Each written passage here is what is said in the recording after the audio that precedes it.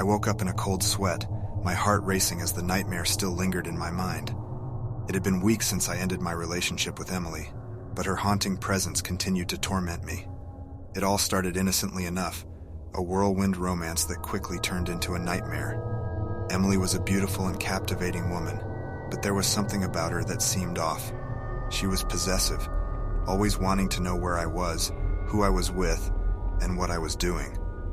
At first, I brushed it off as her intense love for me, but as time went on, her jealousy grew to an uncontrollable level. One evening, I received a cryptic message from Emily. It read, "If I can't have you, no one will." My blood ran cold, and I couldn't shake the feeling that something terrible was about to happen. I rushed to my apartment, my heart pounding in my chest. As I entered the darkened room, a putrid stench filled the air. My eyes widened in horror as I saw a gruesome sight before me. My walls were splattered with blood, and in the center of the room lay a lifeless body. It was Emily, her eyes wide open in a vacant stare. Fear and confusion consumed me. I stumbled backward, unable to comprehend what had happened. How could Emily be dead when we had broken up? My mind raced with unanswered questions, but deep down, a part of me knew the truth. Emily had killed herself out of jealousy, and she had framed me for her death. As the days passed, I became trapped in a nightmarish cycle. The police were closing in on me, their suspicion growing with each passing hour. Friends and family turned their backs on me, believing that I was responsible for Emily's demise. Everywhere I turned, I felt her presence, her spirit haunting me relentlessly. Sleep became an elusive luxury as the nightmares intensified. I would wake up in a cold sweat, the image of Emily's lifeless body etched into my mind. The lines between reality and hallucination blurred, and I questioned my own sanity. It seemed as though Emily's vengeful spirit was determined to drive me to the brink of madness. But then, in a moment of clarity, I realized the horrifying truth.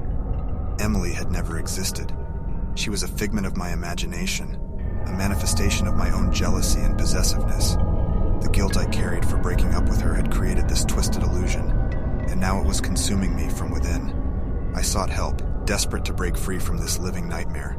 Therapists and psychiatrists tried to unravel the twisted web of my mind, but the horror persisted. Each session delved deeper into the darkness, unearthing memories I had suppressed. It became evident that my delusions had taken on a life of their own, and escaping their clutches seemed impossible. In the end, I couldn't bear the weight of my guilt any longer. The line between reality and imagination blurred completely, and I made a decision. With trembling hands, I picked up the knife that had become my constant companion and closed my eyes, ready to face the consequences of my actions. As the blade pierced my skin, a sense of relief washed over me. I embraced the darkness, hoping to escape the torment that had consumed my life. The last thing I saw was a twisted smile on Emily's face, her ghostly form hovering above me, finally satisfied that she had driven me to the point of no return. And so, my story ends here, in a pool of blood, a cautionary tale of the dangers of jealousy and obsession. If you ever find yourself caught in the grip of such emotions, take heed and seek help before it's too late. Trust me, the consequences can be far more horrifying than you could ever imagine.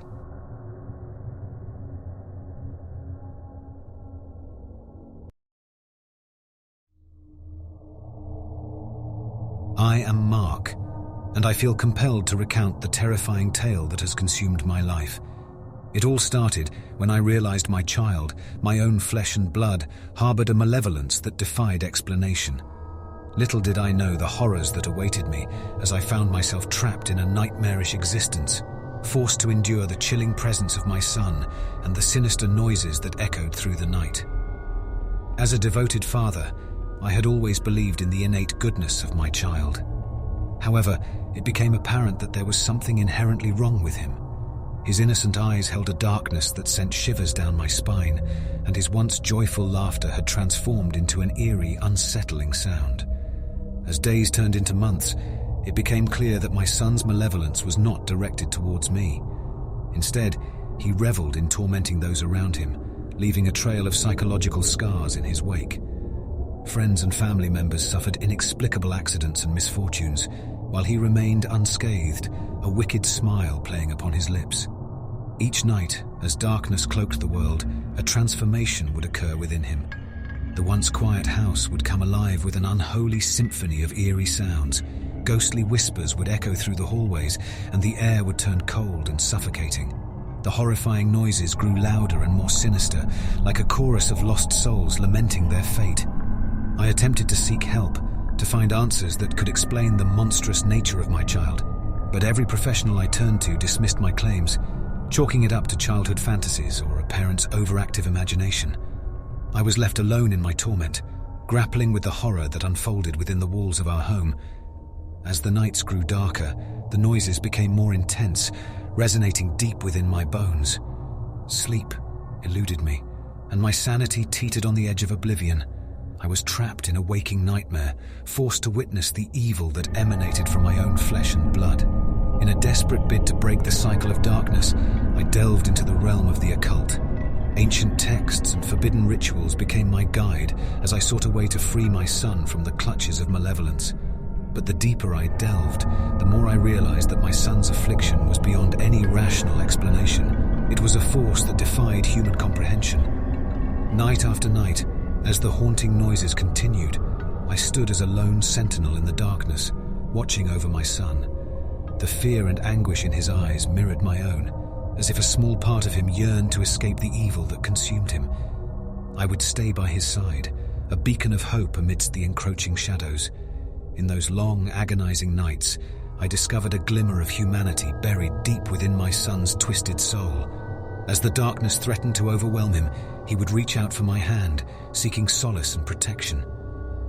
In those fleeting moments, I glimpsed the remnants of the innocent child he once was, before the malevolence took hold. It has been years now since the nightmare began, and my son continues to struggle against his inner demons.